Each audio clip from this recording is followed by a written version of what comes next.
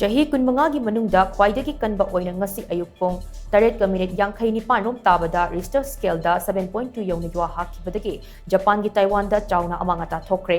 Thodok adugi epicenter da Holindagi Khanum chup rom da kilometer 19 rom chatlaga leiba mafam amada oike Yuwar haba aduna maram oiraga Japan gi Yonaguni Island da tsunami alert lauthoki Laibak thiba thodok aduna maram oiraga Taiwan gi Holland city da building kaya akai atoi thoki Masina maram oiraga Japan da mathok toramba railway service kudingmak suspend toki Taiwan gi agency report ki matung ina the earthquake adugi magnitude ase Richter scale 7.2 ni hairi adumoinamak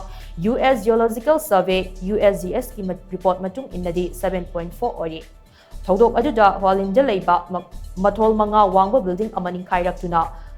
45 degree da chep tuna leiba ki video ama social media da paktak na sandurakle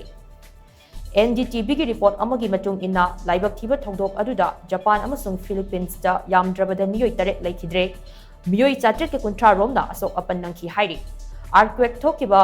minute 15 rom gi manungda Japan gi Yonaguni Island da foot amarom wangba tsunami wave detect toki hairi masina maram oiraga mita ahum rom wangba tsunami lakpa yabagi alert lauthoki tungda alert adu advisory drown get toki Japan gi self defense force na aircraft sing mobilize tawduna thodok sing adu yangsinbaga loinana makata bada thorak pa yaba khudong thiba singdage ngakthokna ba jackson thorang lokhat pa hokre hainasu paw sina makatari